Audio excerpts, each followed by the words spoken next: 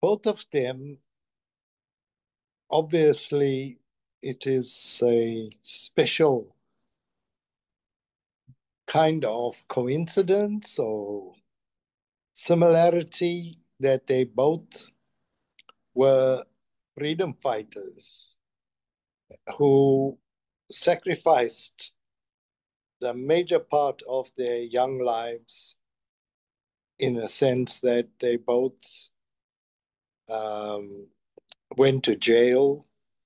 Uh, Öcalan is still in jail, but the fact is they were both they, the parallel is that the regimes that they fought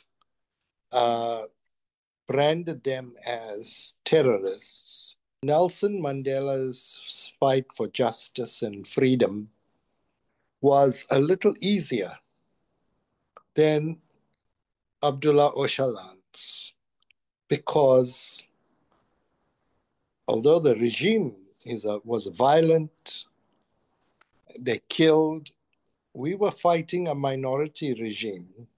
Nelson Mandela had a minority, powerful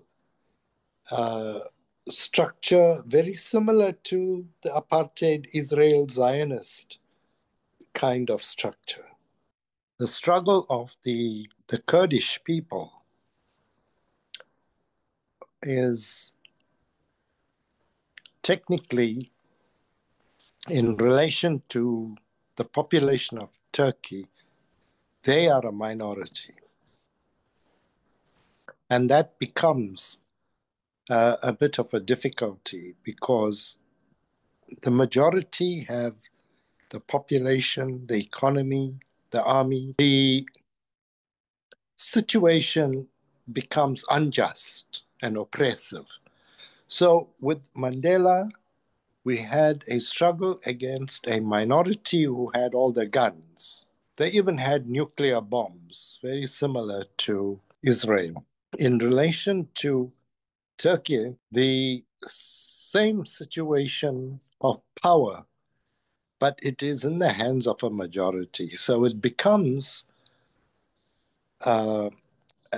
such that a struggle for self-determination and justice has to be presented by way of documents, arguments, evidence to be recognized. He recognized the struggle of the Palestinian people. You know, his most famous statement that South Africa will never be free until Palestine is free. He would say the same, I believe, if he were alive in relation to the Kurdish people. He would definitely say that South Africa will not be free until the Kurdish people are also free. Whether they are part of a united Turkey or whether they have a separate province or they exist as part of a federal government or a new Kurdistan is created, that struggle is a legitimate struggle that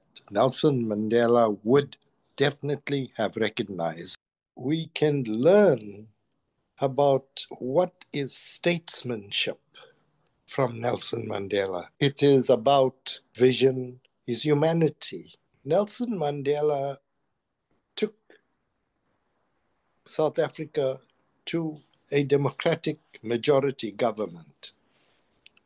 And he was at great, great pains to show that we have to be human. We have to be fair and just, and we have to meet with our enemies, stop them from becoming enemies, and build the friendship. That kind of leadership is very, very rare. I can't, you know, this is why Abdullah Öcalan stands out, because this decision by him to make statements from prison calling for this kind of de-escalation of the military struggle and extending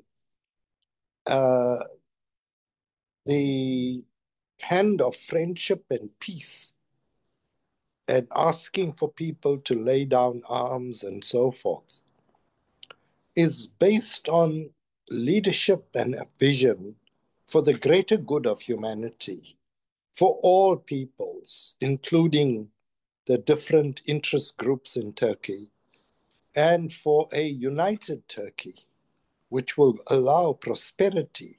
Abdullah Öcalan is of that great caliber of the Mandela integrity, of the Mandela vision, of the Mandela self-sacrifice.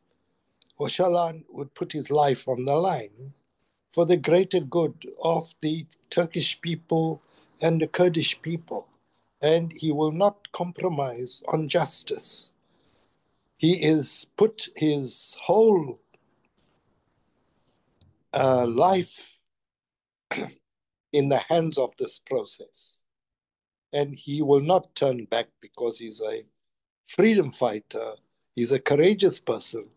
But one difference, too, that is important, he is a realist. So these are things that I'm sure Nelson Mandela would have definitely supported. The little bit that you can see from South Africa is that Cyril Ramaphosa, the president, has supported all struggles for self-determination based on justice. And so my message also would be for the supporters and the forces behind Abdullah Öcalan to initiate contact with Cyril Ramaphosa, the president of South Africa, and ask him and the ANC, which is in the majority of a government coalition, to attempt mediation and to speak up for peace in Turkey.